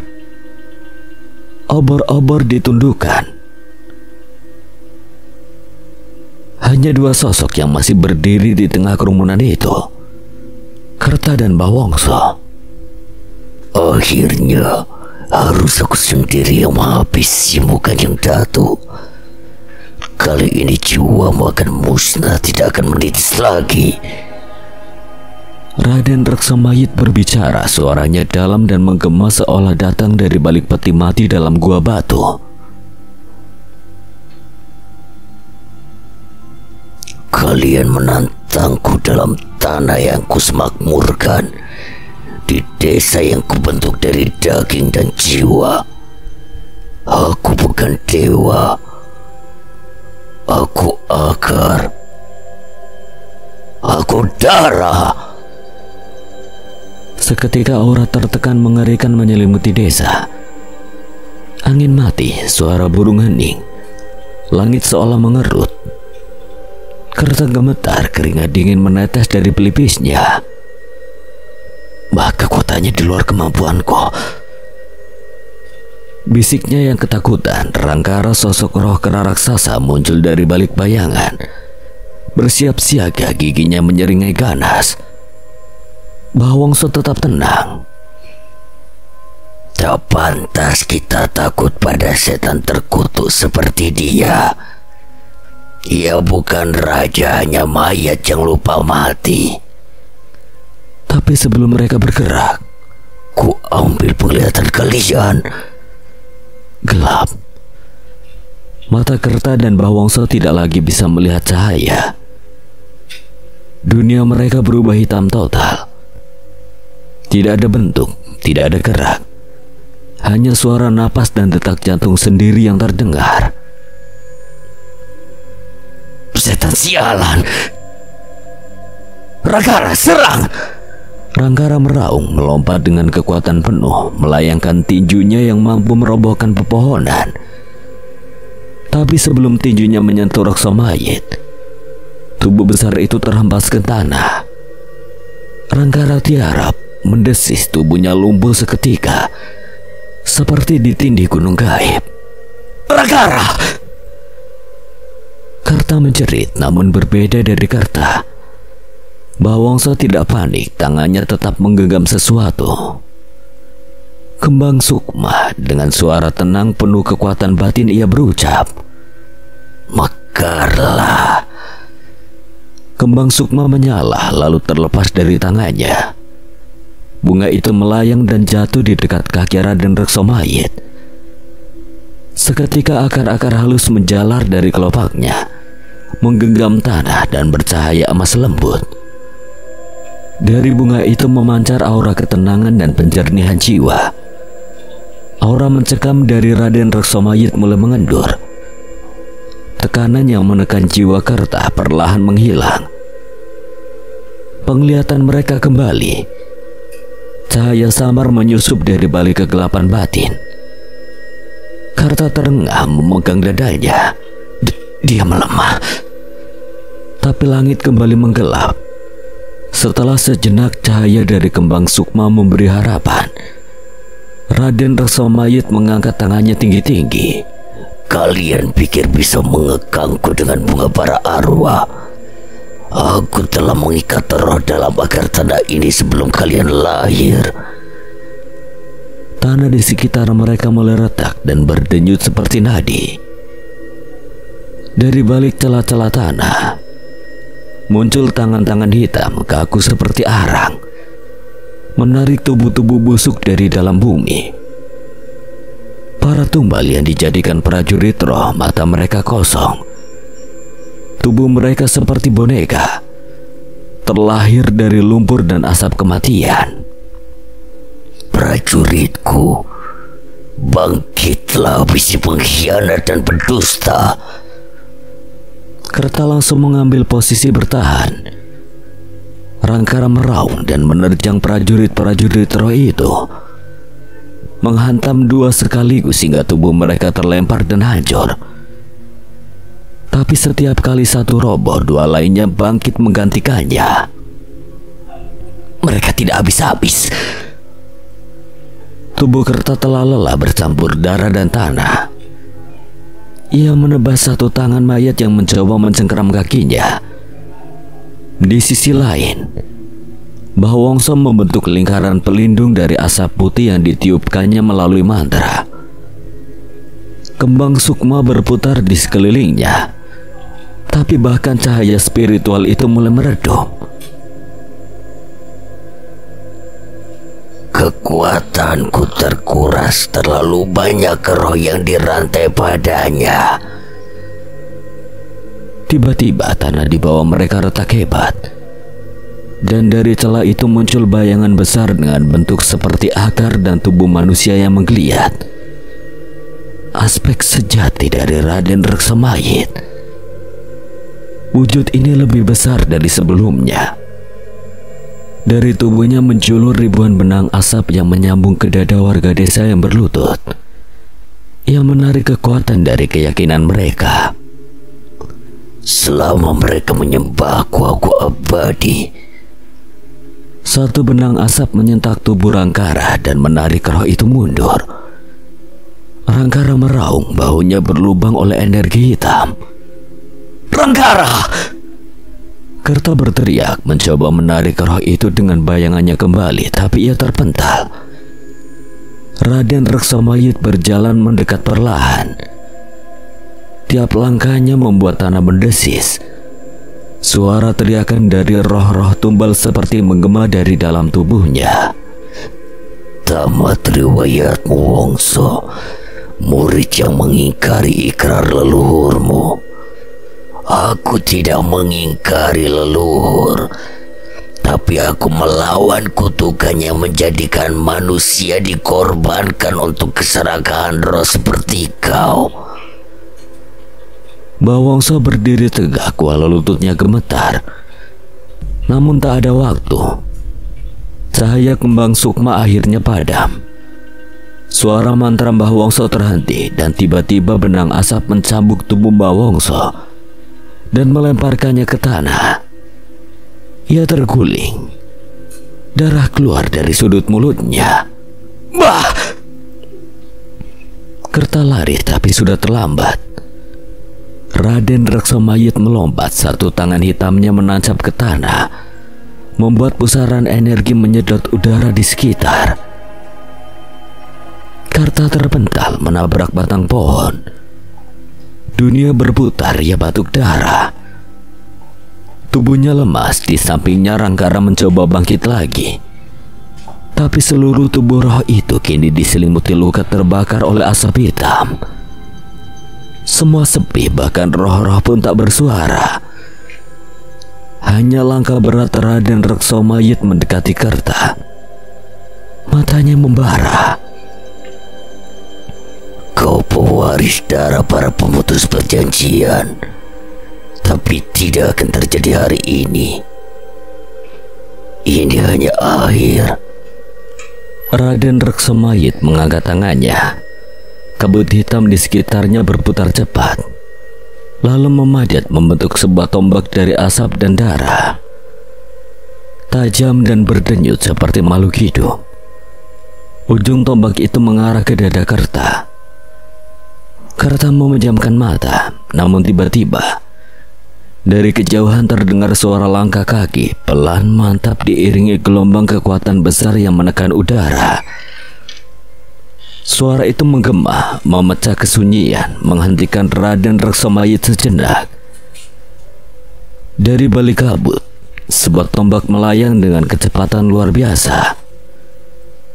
Tombak itu menembus udara dan menggores wajah Reksomayit.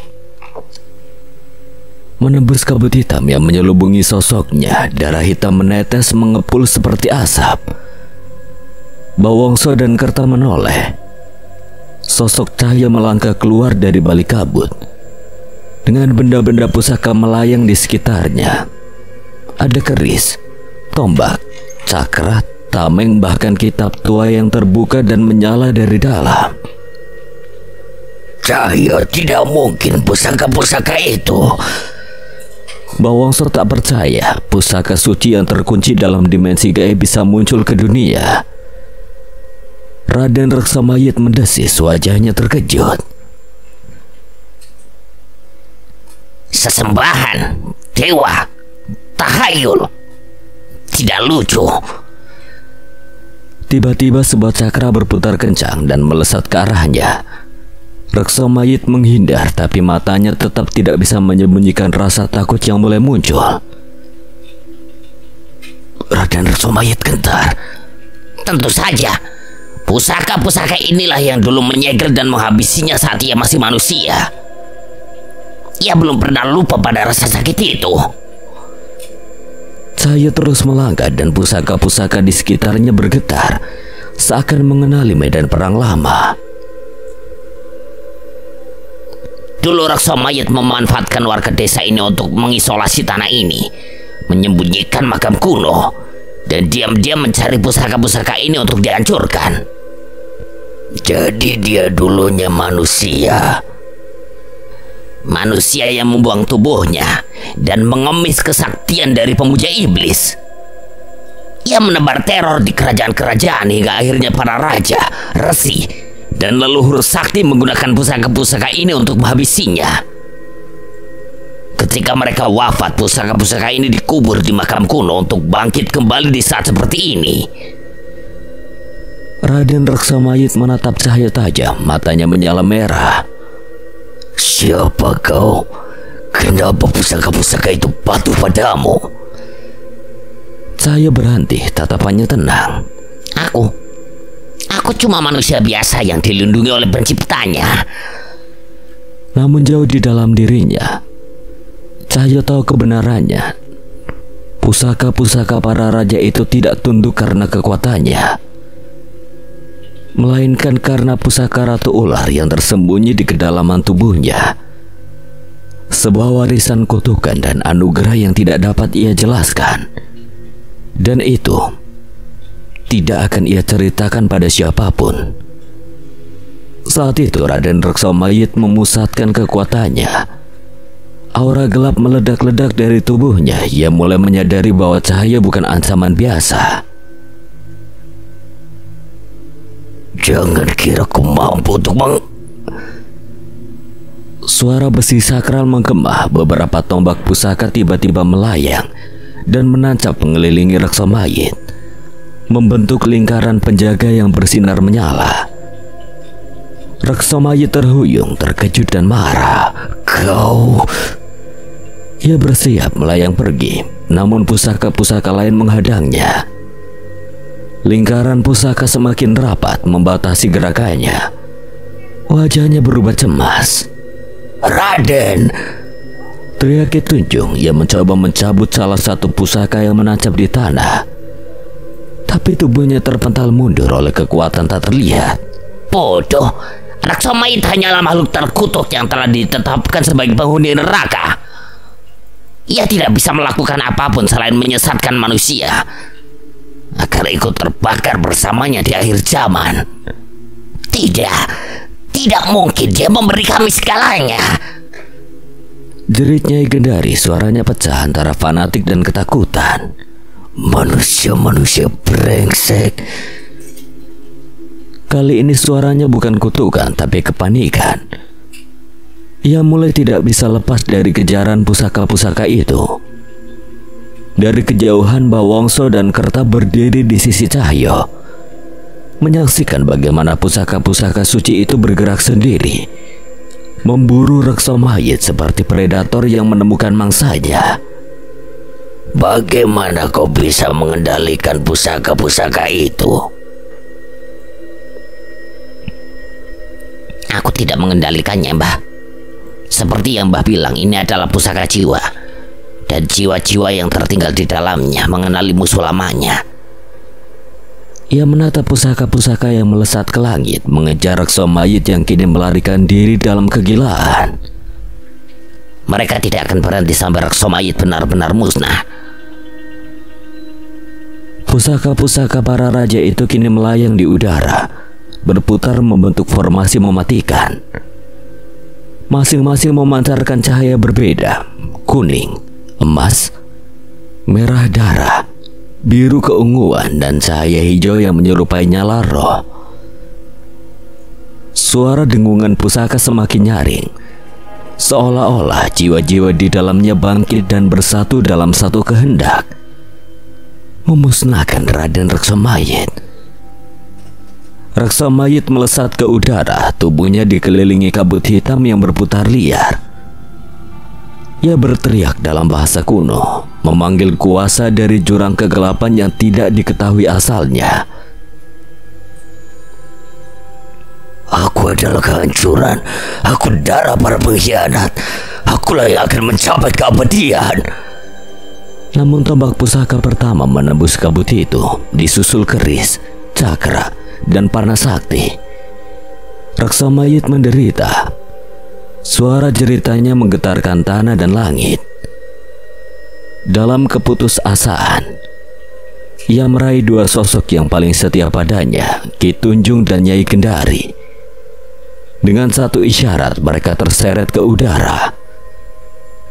Tubuh mereka terselimuti asap hitam, menjadi perisai hidup untuk Reksa Mayit. Lindungi aku. Ki Tunjung dan Nyai Gendari menjerit ngeri, namun kutukan telah menancap dalam jiwa mereka. Mereka tak bisa melawan. Tubuh mereka dijadikan tameng berdaging, dipaksa berdiri di hadapan pusaka-pusaka yang sedang meluncur dengan kecepatan mengerikan. Tidak!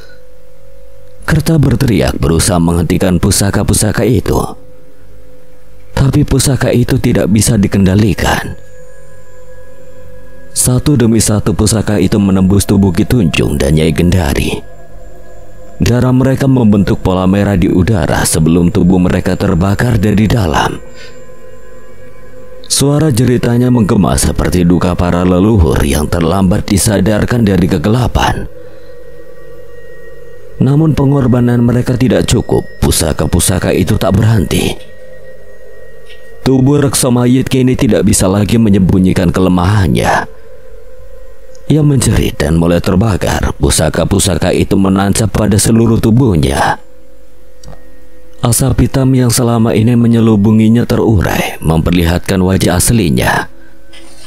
Manusia tua yang berubah jadi iblis, penuh luka, keserakahan, dan ketakutan.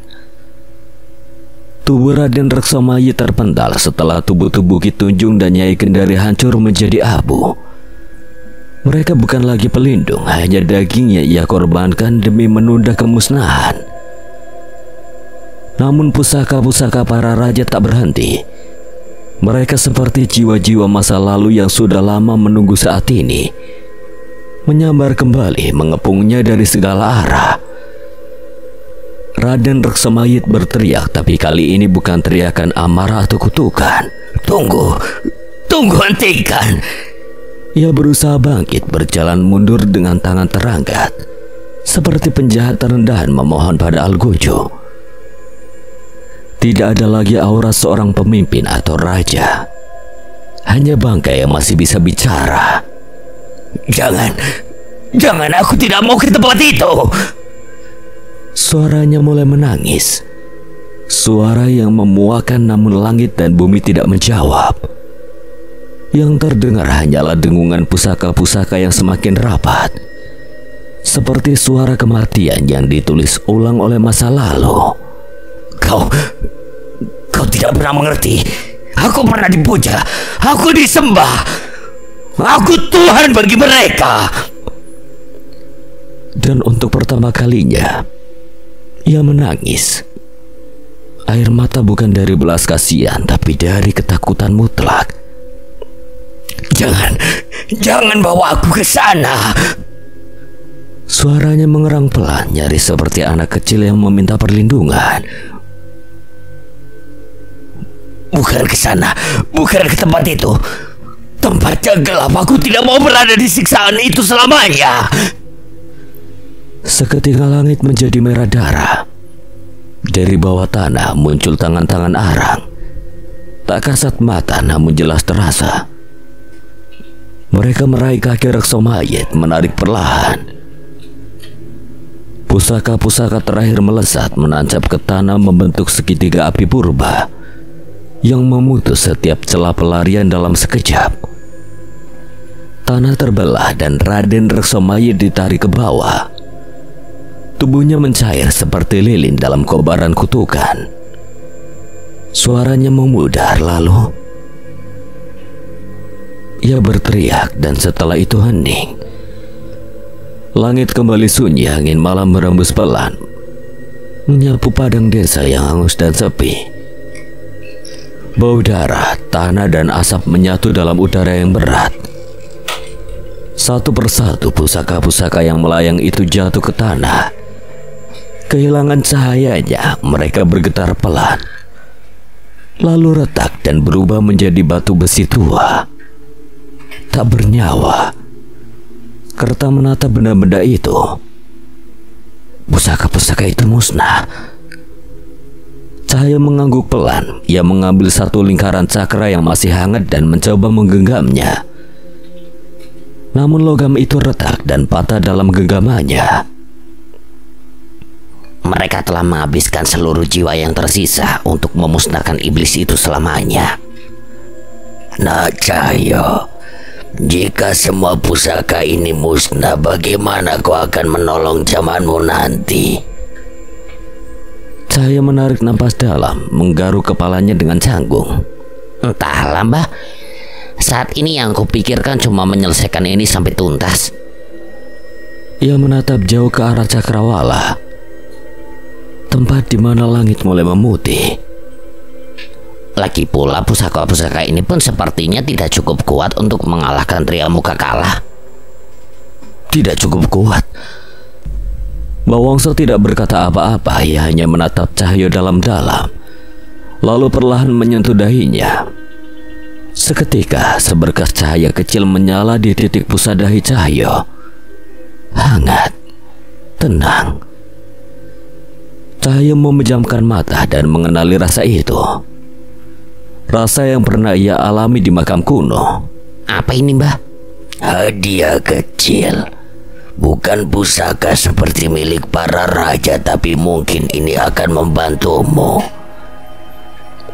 Jika di zamanmu kelak kau menemukan alam pusaka seperti ini, mereka tak akan bisa bersembunyi darimu. Cahyo tersenyum, tapi senyumannya tidak bertahan lama. Ia menoleh ke tangannya dan matanya membesar, tubuhnya memudar. Bah, kenapa tubuhku? Sudah waktumu kembali, Cahyo. Serahkan warga desa padaku. Aku akan membimbing mereka, menuntun mereka kembali ke cahaya. Sampaikan salamku dan Rangkara pada kedua sahabatmu, Wanasura dan Wanasudra. Cahyo ingin membalas, ingin berbicara lebih banyak. Tapi waktunya habis, ia hanya bisa mengangguk dan dalam kedipan mata terakhir, ia menghilang. Langit memutih, kabut mengangkat perlahan dari permukaan desa. Bawongso berdiri sendiri di tengah padang. Di hadapannya para warga, lelah, luka dan ketakutan. Tidak lagi tahu siapa yang harus dipercaya. Mereka memandang satu sama lain dengan wajah bingung, kosong seperti anak-anak yang tersesat di dunia orang dewasa. Bawongso menghela napas menatap mereka satu persatu. Kita telah melewati malam tergelap. Sepertinya tugasku juga sudah selesai. Bawongso tak menahan, ia mengangguk tersenyum penuh terima kasih. Terima kasih karena aku telah banyak merepotkanmu. Sejak dulu.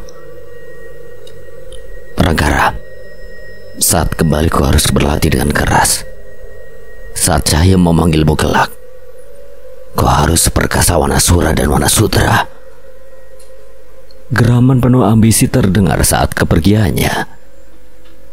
Malam itu pun berakhir, dan bersama fajar yang menyingsing, desa tua itu perlahan dibersihkan oleh cahaya. Tapi mereka yang menyaksikan malam itu takkan pernah melupakan tentang malam ketika iblis dilenyapkan, tentang para pusaka yang berkorban, tentang seorang pemuda dari masa depan yang datang untuk menyelamatkan mereka. Tapi pertempuran waktu untuk Dana dan Cahyo sudah habis. Segala sesuatu yang mereka dapatkan dari zaman itu mempertaruhkan ratusan nyawa. Tria Muka Kala sudah menanti mereka.